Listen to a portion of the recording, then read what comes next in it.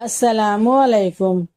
محرم کے مہینے کے بارے میں فرمایا گیا ہے کہ یہ وہ واحد مہینہ ہے جسے اللہ تعالیٰ سے منسوب کیا گیا ہے۔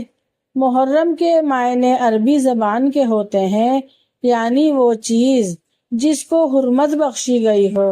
حرمت کے معنی عظمت، تقدس اور پاکیزگی کے ہیں،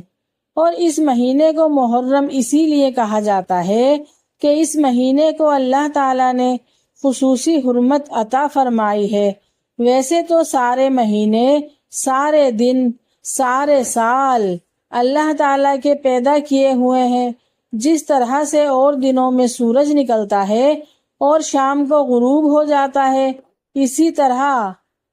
محرم کے مہینے میں بھی ہوتا ہے، لیکن اللہ تبارک و تعالیٰ نے کسی خاص دن کو یا کسی خاص مہینے کو اپنی طرف سے ایک خصوصی تعلق عطا فرما دیا ہے کہ یہ میرا ہے، یعنی میرا مہینہ ہے۔ اس کو میری عبادت اور میرے حکم کی اطاعت کے لیے اس کو خصوصی حیثیت حاصل ہے، تو اس مہینے میں ایک تقدس پیدا ہو جاتا ہے۔ اس کی مثال ایسے ہی ہے جیسے بیت اللہ بھی پتھر کا بنا ہوا ہے اور تمام عمارتیں بھی پتھر کی بنی ہوئی ہیں، لیکن کیونکہ اللہ تبارک و تعالی نے فرما دیا کہ یہ میرا ہے، تو اس کے نتیجے میں بیت اللہ شریف کی عظمت اتنی زیادہ ہو گئی کہ ساری بڑی سے بڑی، شاندار سے شاندار عمارتیں بھی اس کے آگے ہیچ ہیں۔ جتنی کشش اللہ تعالیٰ نے بیت اللہ کے اندر پیدا کی ہے، وہ کشش کسی بڑی سے بڑی عمارت میں بھی نہیں ہو سکتی۔ یہی معاملہ دنوں اور ہفتوں اور مہینوں کا ہے۔ اللہ تبارک و تعالی جس کسی دن کو اپنی طرف سے منسوب فرما لیتے ہیں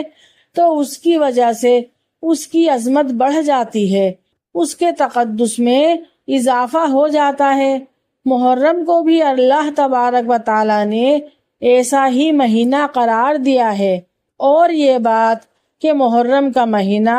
خصوصی حرمت رکھتا ہے کوئی نئی بات نہیں۔ نبی کریم صلی اللہ علیہ وآلہ وسلم کے دنیا میں تشریف آوری سے بہت پہلے ہی اس مہینے کو حرمت والا مہینہ کہا جاتا تھا، کیونکہ اللہ تعالیٰ کا حکم تھا، اس لیے جتنے بھی انبیاء علیہ السلام آئے وہ بھی اس کی عظمت اور حرمت کے قائل تھے۔ بعض لوگوں میں یہ بات مشہور ہو گئی ہے کہ عاشورہ کو، یعنی 10 محرم کو جو خصوصی تقدس حاصل ہے وہ امام حسین رضی اللہ تعالیٰ عنہ کی کربلا میں شہادت کی وجہ سے ہے،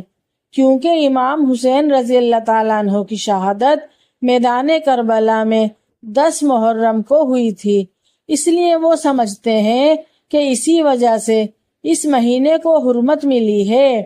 اور اس مہینے کا تقدس ہے۔ حالانکہ یہ بات درست نہیں، کیونکہ محرم الحرام کی حرمت تو اس واقعے سے بہت پہلے سے چلی آ رہی ہے۔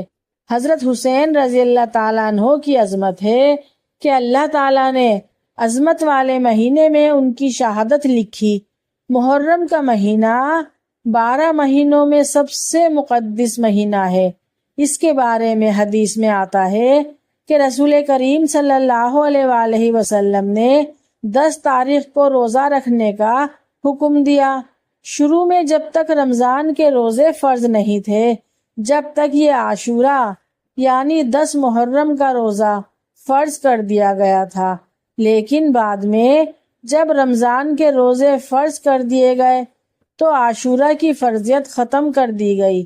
کہ فرض نہیں ہے، لیکن اس کو باعث اجر، باعث فضیلت اور باعث ثواب قرار دیا گیا۔ یہاں تک کہ ایک حدیث میں رسول اللہ صلی اللہ علیہ وآلہ وسلم نے فرمایا، 10 محرم کا جو روزہ ہے اس کے بارے میں مجھے اللہ تعالیٰ سے امید ہے کہ جو شخص یہ 10 تاریخ کا روزہ رکھے تو اللہ تبارک و تعالیٰ اس کے 1 سال کے گناہوں کا کفارہ کر دیں گے۔ جو حدیثوں میں آتا ہے کہ فلاں نیک کام کرو، فلاں روزہ رکھو تو 1 سال کے گناہوں کا کفارہ ہو جائے گا، تو وہ سب گناہ صغیرہ ہوتے ہیں۔ گناہ کبیرہ بغیر توبہ کے معاف نہیں ہوتے، اس لیے اگر کبیرہ گناہ کیا ہے تو اللہ تعالیٰ سے معافی مانگو۔ ایک اور حدیث ہے کہ نبی کریم صلی اللہ علیہ وآلہ وسلم نے فرمایا، رمضان کے روزوں کے بعد محرم کے روزے سب سے زیادہ افضل ہیں، اور بعض روایت سے یہ معلوم ہوتا ہے کہ نبی کریم صلی اللہ علیہ وآلہ وسلم جب مدینہ منورہ تشریف لائے تو دیکھا کہ وہاں کے یہودی جو ہیں وہ عاشورہ کے دن یعنی 10 محرم کے دن روزہ رکھتے ہیں، تو آپ صلی اللہ علیہ وآلہ وسلم نے یہودیوں سے پوچھا کہ تم روزہ کیوں رکھتے ہو؟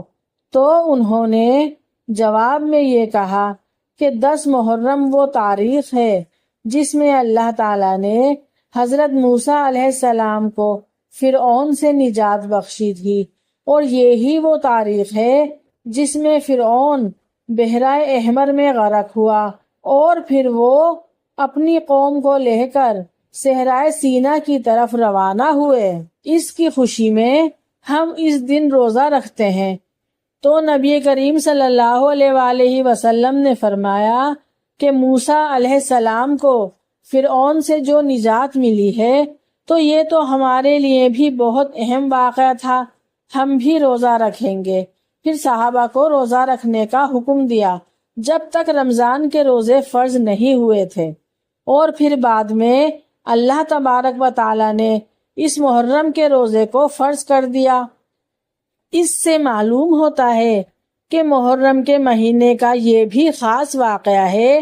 کہ اللہ تعالیٰ نے حضرت موسیٰ علیہ السلام کو فرعون سے نجات دلائی،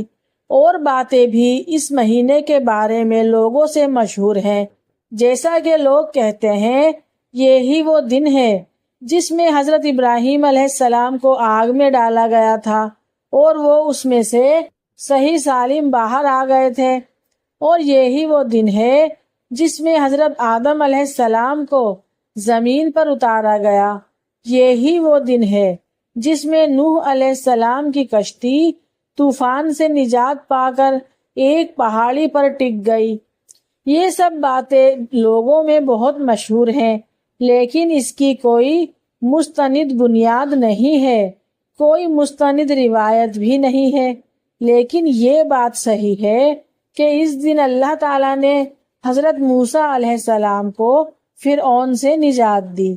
لیکن جب محرم کے روزوں کی فرضیت ختم ہو گئی، یعنی رمضان کے روزے فرض ہو گئے تو محرم کے روزے کی فرضیت ختم ہو گئی، تو اس کی سنیت اور اجر و ثواب باقی رہا، اور قیامت تک عاشورہ کا روزہ رکھنے کی فضیلت قائم رہے گی انشاءاللہ۔ البتہ اس میں نبی کریم صلی اللہ علیہ وآلہ وسلم نے ایک اضافہ فرما دیا کہ بھائی عاشورہ کا روزہ رکھو،